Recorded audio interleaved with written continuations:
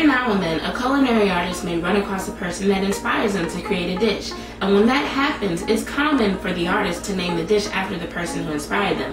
That's how we've ended up with foods like bananas foster, fettuccine alfredo, bechamel sauce, béarnaise sauce, cherry Garcia ice cream, Kaiser rolls, and that's just a few of the foods that we know which are named after people.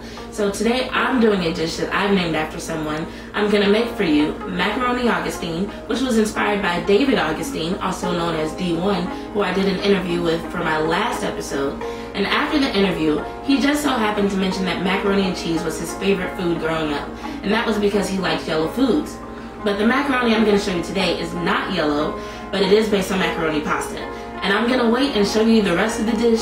I don't wanna give away any surprises in the description, so just watch this and I'm sure you'll love this one. So we've got our pasta over here working in the boiling water, and while that's getting ready, we're gonna go ahead and prepare our veal meatballs, which are gonna go in the center of the dish.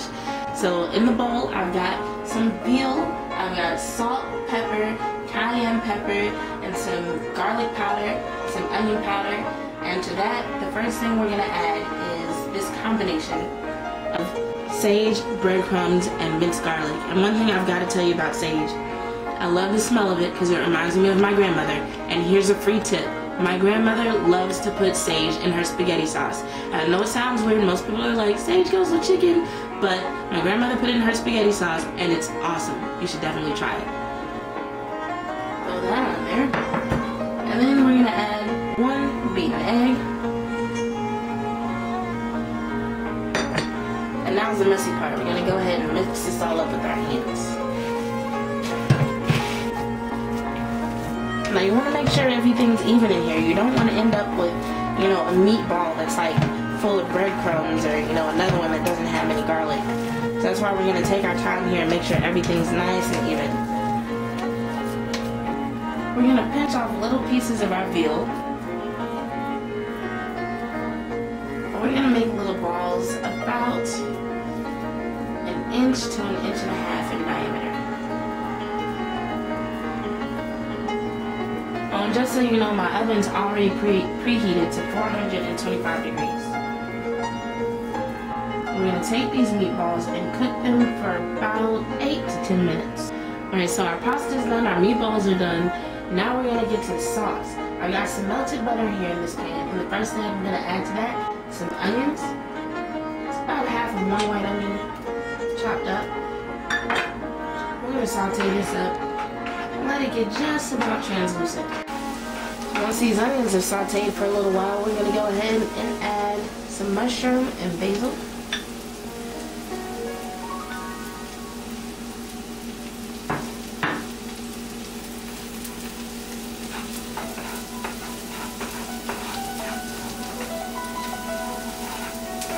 And it kind of seems like the mushrooms kind of soak up all the butter at first, but later on the mushrooms are going to start to throw out water and you're going to end up with a good amount of liquid in your pan.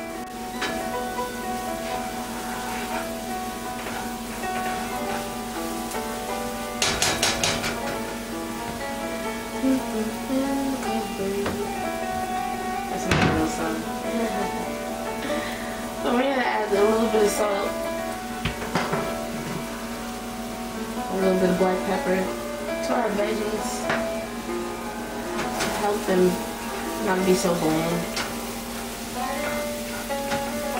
I don't know if you've ever hung out with anybody who doesn't know how to season their food, but it's like the most terrible thing in the world, right? Like, have you ever like met somebody, I hate to bring up spaghetti again, but that's what I think about, like the people who make spaghetti and they just throw some ground beef in the pot and like the little jar of spaghetti sauce, and they don't add any salt, pepper, or anything. Like, isn't that the most like disgusting thing ever? So yeah, regardless of what I cook, I try to put a little bit of salt and pepper at least. Usually more stuff than that. Alright, so after we put that down a little bit, we're going to take the remainder of our veal mixture that we use for the meatballs. I'm going to go ahead and throw that in the pan. And you know that's already seasoned, so we're good now. I mean, this dish is only halfway done, but my mouth is already watering. Like, it smells so good in here with the garlic and the basil and the onions.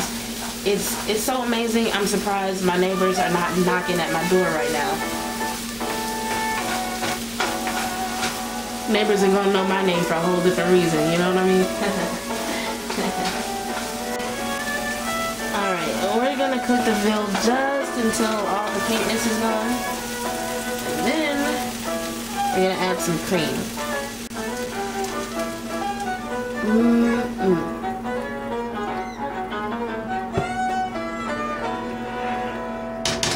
A little bit of cream. I'm gonna take this ramekin that the onions were in, I'm gonna put a little bit of water in that.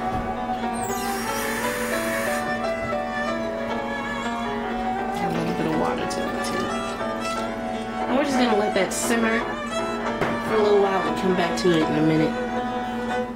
So now that we got our sauce going, I'm gonna go ahead and add this, which is a little gem I discovered at Whole Foods Market. It is a veal demi-glace bake. So this is not the demi-glace, but if you were to combine this with a little bit of water, it would be a demi-glace. And so we're basically gonna make kind of like a creamy demi-glace thing. I don't know what you want to call it, but yeah, we're gonna put this in the pot.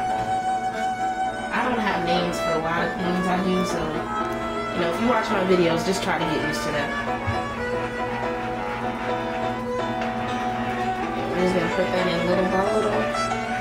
Let it dissolve in.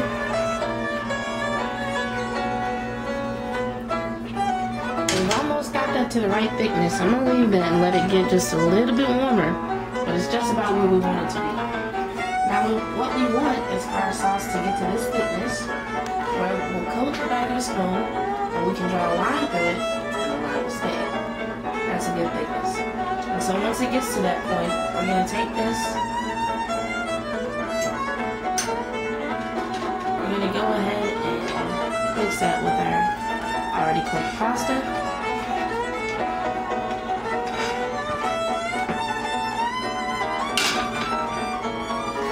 And kind of combine that.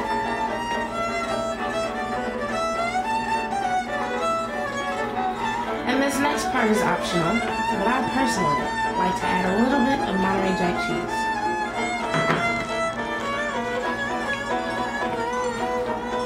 Now I'm going to show you how to plate this. The first thing we're going to do is take some of our macaroni with our nice cheesy veal sauce. We're going to put it in the scoop.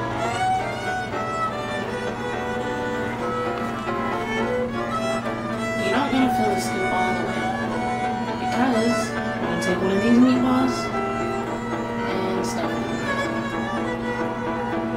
Kind of a spoon to get up all the excess.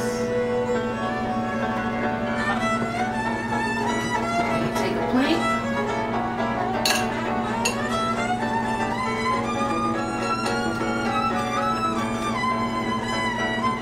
And voila. Now you're going to be lucky if you get a perfect dough. But this is kind of what you're aiming for. The sauce is kind of creamy, so it's not going to hold it together like glue. But you want a little circle because now we're going to add our bacon shell. To make the bacon shell, I started by taking 2 strips of bacon, cut them both in half vertically and then horizontally to end up with little quarter strips of bacon. Then I wove those in and out of each other like I would for a basket, and then I put the little bacon basket in the microwave for 2 minutes. And then once that was done, I took it out, took 2 8-ounce ladles, put the bacon basket in between them and pressed it to make sort of a dome shape. And you have to do that right when it comes out of the microwave. Otherwise, it'll be too hard to take shape. So we're going to take this out of the scoop and lay it on top of our macaroni. Kind of help form it like that. Now, plate like this, you might want to garnish a little bit.